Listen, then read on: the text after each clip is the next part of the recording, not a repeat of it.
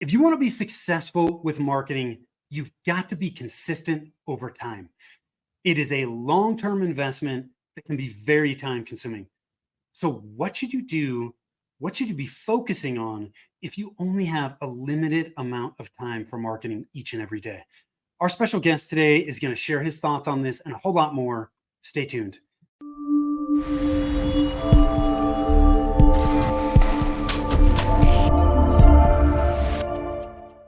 Hi, I am Tim Fitzpatrick with Rialto Marketing, where we believe you must remove your revenue roadblocks to accelerate growth, and marketing shouldn't be difficult.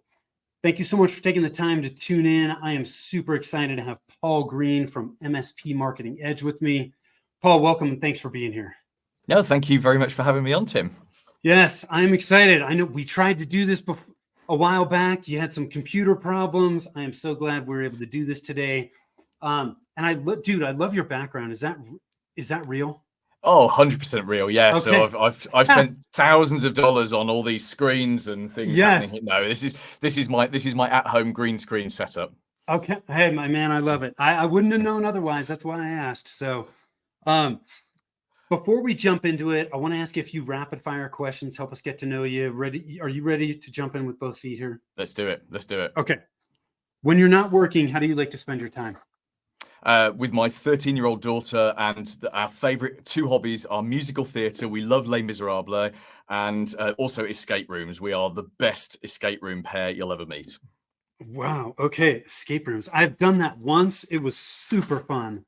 We've done 45 this year alone.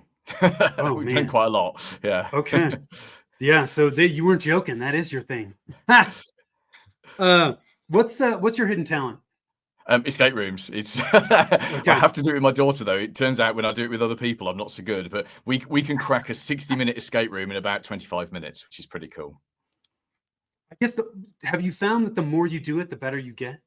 Yeah, so you spot patterns. I'm an emotional person more than a logical person, but all escape rooms have patterns, and you've just got to kind of think what's the designer doing here? Is it the kind of escape room where you have to solve it A, B, C, D, or can you do it all concurrently? And we've learned to spot the patterns within minutes of what kind of escape room it is, and that's almost become the new challenge for us: is what kind of an escape room is this?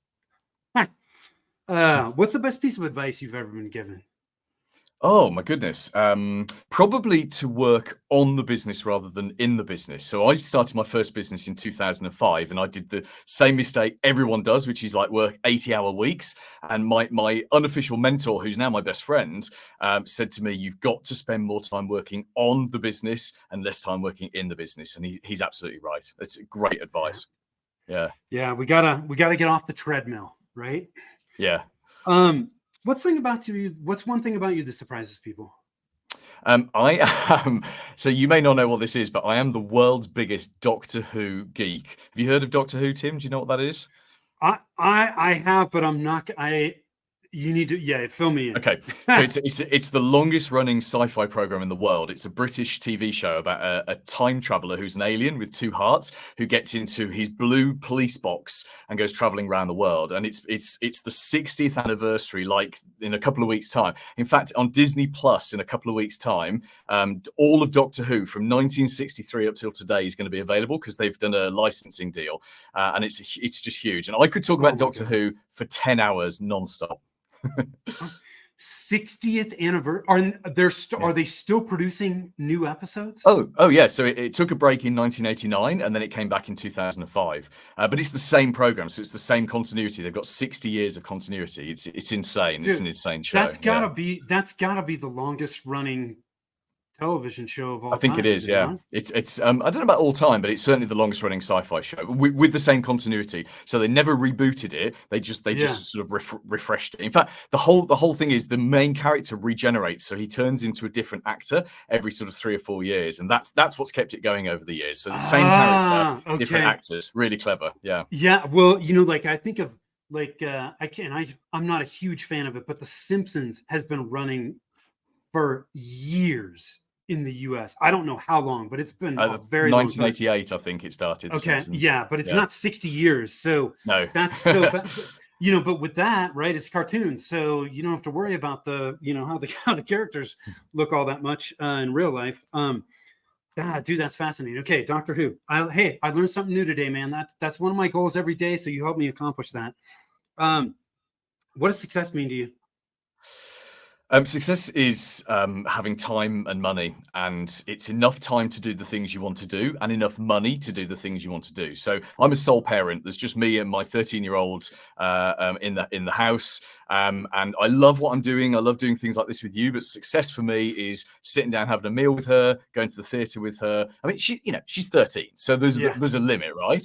Yeah. Because obviously I'm the bad guy as well as the good guy. Yes. But yes, success is about time. But time without money is horrible. Money without time is horrible. And I think the most successful people I know are those who've got just enough time and just enough money to do exactly what they want to do.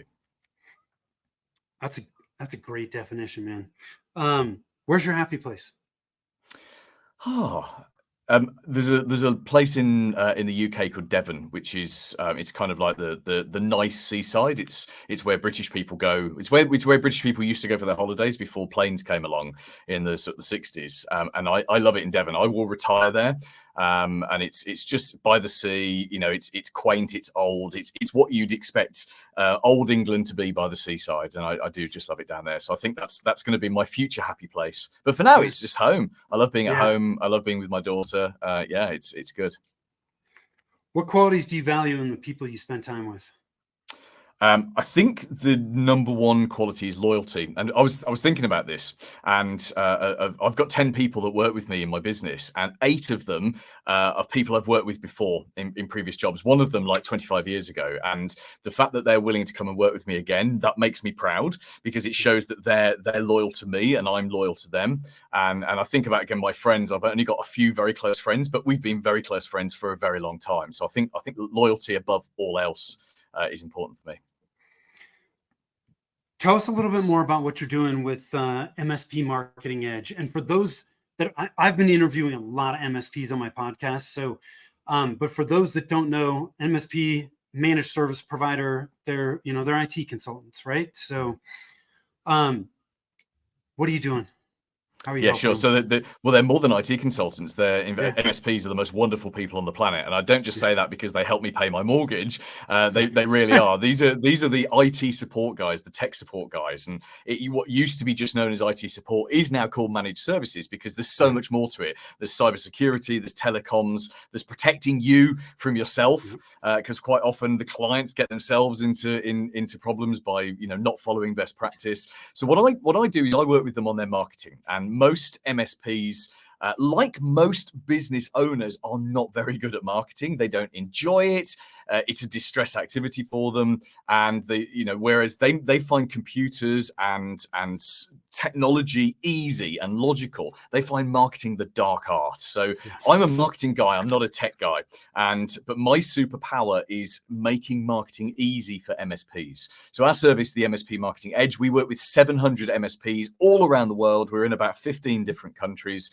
And what we do is we make a ton of marketing stuff, me and my team, and then we've arranged it into a series of systems. So we help our MSPs set up marketing systems so that they can have marketing on a regular basis. The secret to good marketing, and this isn't just for MSPs, I've worked with all sorts of different business owners in different sectors.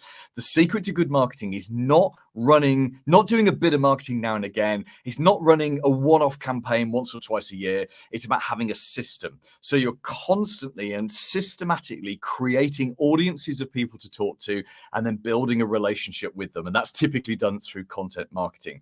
And the businesses that win, who get good at marketing and get good and better than their competitors at winning new clients, are the ones that put in place these systems. And they can actually have less marketing impact than their competitors who do big marketing campaigns once or twice a year. But that consistency and doing it day in, day out, just little bits day in, day out, that's the thing that makes the difference.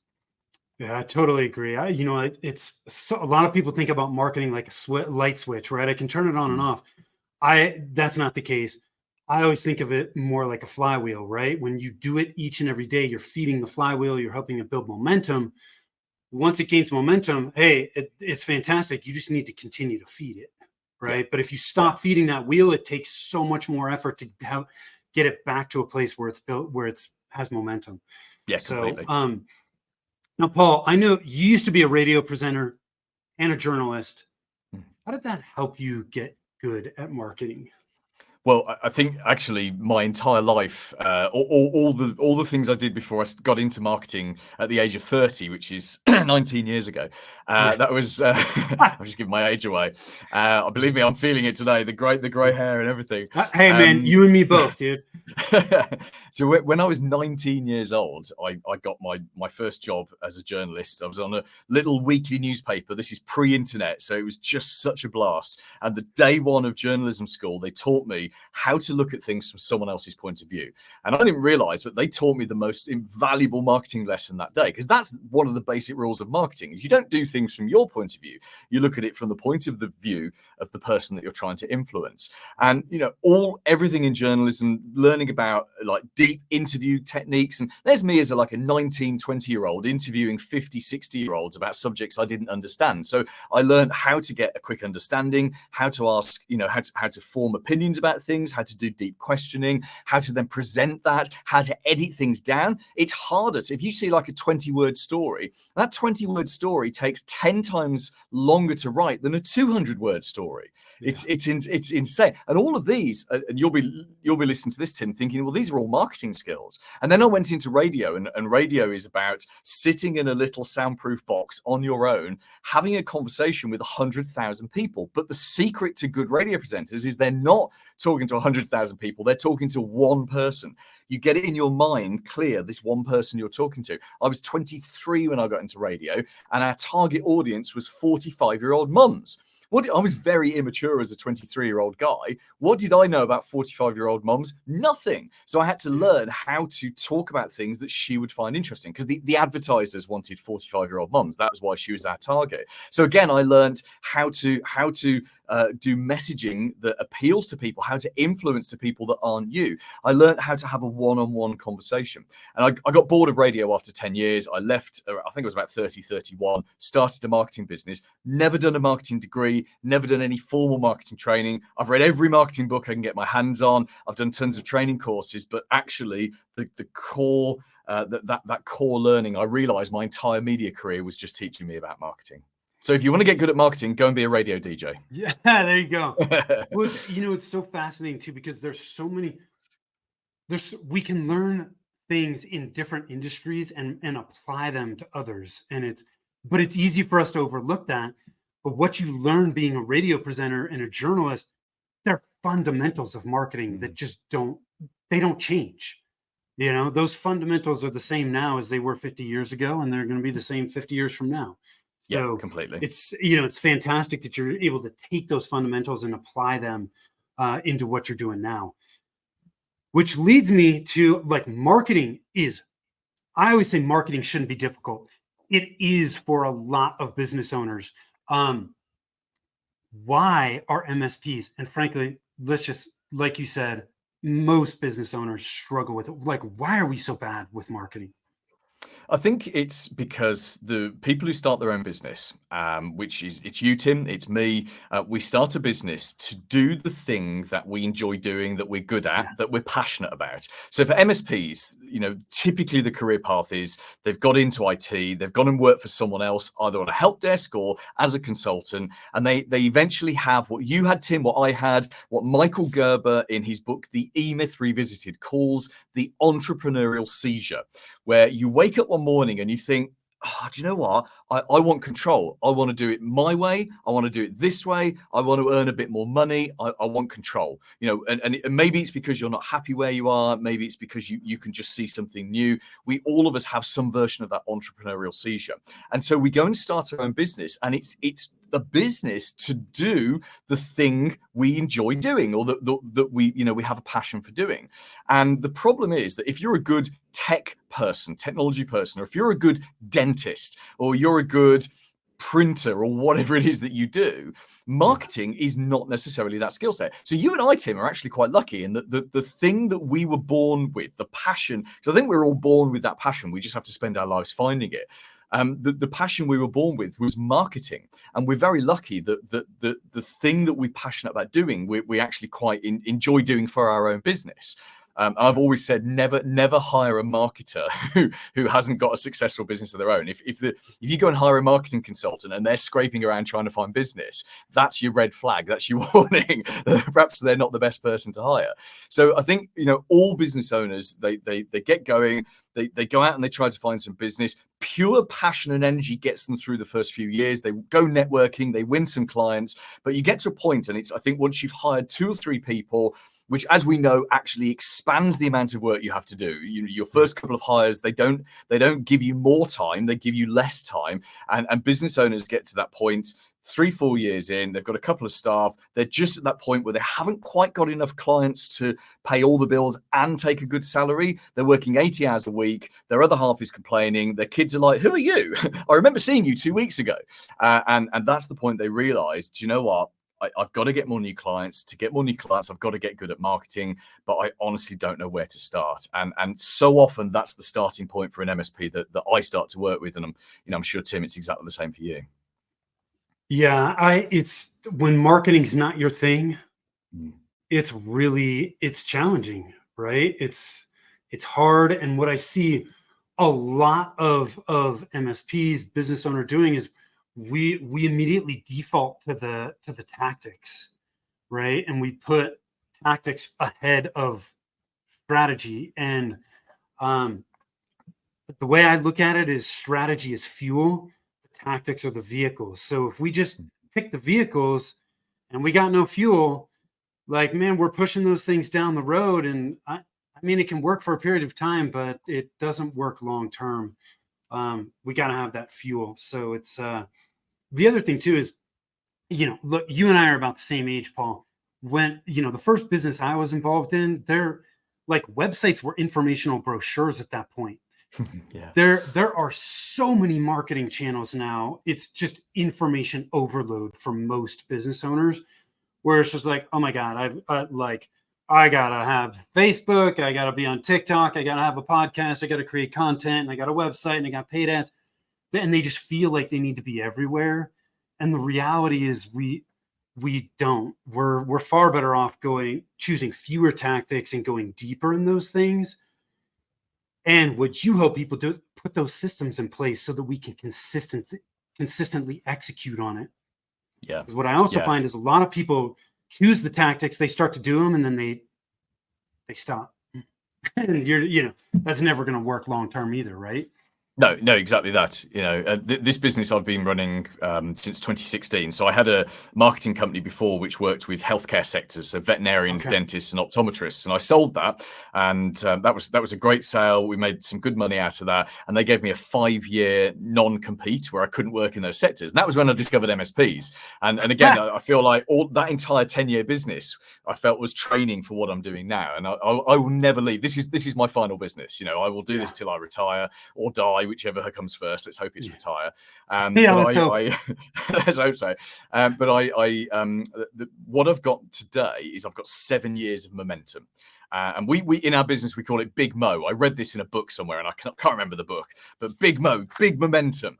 And, it's like for 7 years, I've been writing a blog every single week for my website. So we've got whatever is 7 times 52. That's the number of blogs we've got on the website. For 7 years, I've posted a piece of content in my Facebook group just for MSPs every day.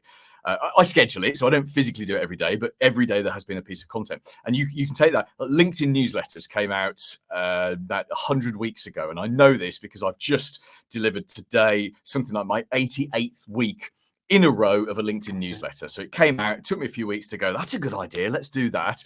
And now I've got a streak of 88 weeks. You will not break that. So I can go on vacation and it'll still happen because I'll write it in advance and one of my team will post it. But I will not break an 88-week streak, right? I will not break a 7-year streak of doing it. And the marketing that we do isn't particularly advanced. We don't spend huge amounts of money. I mean marketing our own business. We don't spend huge amounts of money on ads. We do a little bit of remarketing, but most of what we do is the same stuff consistently because we've got massive momentum. Even doing something like this, I will appear on any podcast any webinar. Don't be offended. This is No, this is it's a choice okay. to be here, because it's momentum, right? It's a maximum of 2 a week, and it's momentum, and you just keep going. And as you said earlier, the thing that frustrates me more than anything else in the world is the light switch on off mentality. And all business owners have it of, oh, I'm getting too busy. I need to switch the marketing off. And it's like, no, you have to think of the marketing is a giant. Do you know what it is? It's a paper pulping machine. And if ever you get the chance, and about 25 years ago, I went round a paper factory where they literally take trees at one end and they output like letter size paper at the other end. And the process, it actually takes something like, I'm making this up now because it was so long ago, but it's something like a month, right? So to turn wood into paper, all the processes and all the machine is like a month. So if you switch the machine off and then you switch it back on again a week later, you have to wait a month for paper to start coming out the end. It really, well, certainly that's how it was 20 odd years ago. And that's what marketing is. You can't switch your marketing on a Monday morning and expect fantastic results by Monday afternoon. Well, you can, you throw money at it. You do Google ads, you do Facebook ads, but the efficacy of advertising, of pay-per-click advertising goes down year after year after year. SEO, search engine optimization, gets harder year after year after year because, as you just said, Tim, there's so much noise. There's a million live streams happening right now, probably. There's a million new blogs have just gone up. There's a million new, whatever, insert anything here. So marketing is getting harder and harder and harder. And the people who win are the people who do a set of strategic activities consistently for 20 years. Yeah. Simple as that. Yeah. It's a long-term game. It is. A long-term game. You know, it's I was just talking to a prospect this morning. They have spent $100,000 on marketing this year. Whoa. It's not working. And they're worried about a recession. And so they're thinking about, they view it as an expense. And they're like, we're coming in, we're going to be going into a recession. We're going to cut it. And I'm like, that's the worst thing that you can do. No. One, all of your competitors are thinking the exact same thing. Two, if you can see through this and continue to invest in it, you are going to be that much better positioned on the other end of it. And but that's the reaction most people have. It's like, it's an expense. It's a light switch. I got to turn it off. Let me tell you about, there's a company in the UK called Specsavers. So they're the US equivalent is LensCrafters. It's kind of like the national optician. And they are the dominant optician in the UK by a huge margin. And they also, they are the dominant optician in Australia as well. They marched into Australia about 15 years ago and just decimated the market. Took it over. Two things. Well, they have one big advantage, and they do two things very well. The big advantage they have is they're still a private company, so they don't have shareholders. They're owned by the same couple that started it, who are now must be in their late 70s. Their kids now run it, right? So huge consistency. There's two things they do very well. One of them is consistency in marketing. They have the same marketing today that they had in like the 80s and the 90s. Their strapline in the UK is, you should have gone to Specsavers, right? So you'll have a TV advert and there'll be someone, and they've, in fact, the best one I remember is a vet that comes in and he's trying to find a pulse on a cat, and it's not a cat, it's someone's fur coat or someone's like fur hat. And the strapline comes up, you should have gone Specsavers, right? And it's become a national thing. So anytime someone trips over something, or, you know, obviously at football matches, everyone's like, oh, you should have gone Specsavers, right? But they've been doing that for 30 years. And of course, they have variations of it and they've modernized it. But for 30 years, they've got the same marketing. That's the first advantage. The second advantage is, in a recession, they double their marketing spend. Literally double it, because they know exactly as you say, Tim, right, we are going to sacrifice profitability for 2 years, which we can do because we're a private company and our shareholders are not sitting there being greedy. We're not going to make any money for 2 years, but we're going to steal market share. And that's what they did. So there've been, I don't know, 5 recessions in the time they've been going. And as you know, as you say, there's a recession coming, or we're in it, or whatever. They will spend more. All of the other opticians will stop spending money, and Specsavers will come out of that out of that recession with a greater market share, and their profits will be greater at the end than they were going in. And that to me is one of the best marketing lessons of the whole world. It's insane. It's so hard to have the discipline to do that, but it reminds me of, I think it was Warren Buffett that said, like, you need to zig when no, Yeah, that's it. Zig when Zag when other everyone people else is zag, zigging. Yeah, or, that's he it. said, be fearful when others are greedy and greedy when others are fearful. Yeah. It's the same in marketing. Like when things start to go in a downturn and people are like, whoa, that's when you need to put the gas on. So thank you for sharing that. That was a fantastic example. So let's chat about this as we wrap things up. What if as a business owner, I only got so much time, right? Time is so valuable. I can't spend it all doing marketing. If I got a limited amount of time, what do I do? What do I focus on? Sure. So if you've only got 20 minutes a day for marketing, what you should do is invest all of that into two activities in the place where your potential future clients are hanging out. So if you are a B2B business, that's LinkedIn. If you are a consumer facing business, that's either Facebook or Instagram. Now, I don't know a huge amount about consumer based marketing, so I'm just going to focus on LinkedIn. But let's say you've got you're a B2B business. Every possible future client you could ever want to speak to is there in LinkedIn. You don't need to, don't get me wrong, going and buying data or looking on other platforms, those are great things to do if you have more time. But if you only have 20 minutes, spend 20 minutes a day in LinkedIn doing these two things. Number one is you grow your audience, you grow your network. Now, LinkedIn has made this easy for you because about a couple of years ago, the Microsoft, who own LinkedIn, sort of put some restrictions on it. So LinkedIn used to be a free-for-all. You could connect to hundreds of people a day, and you still can if you've got their expensive sales navigator. But actually, you don't need that. You can use the free basic LinkedIn membership, and you can attempt to connect to up to 10 new people a day. But remember, we're doing this every day. So you could do it 7 days a week, right? So there's potentially up to 70 people you're attempting to connect to every week. Now, only a couple of those a day are going to accept your connections, but that's great. That means you're growing your audience by, 10 to 14 people a week. And when we say audience, we mean people, the kind of people you would want to do business with.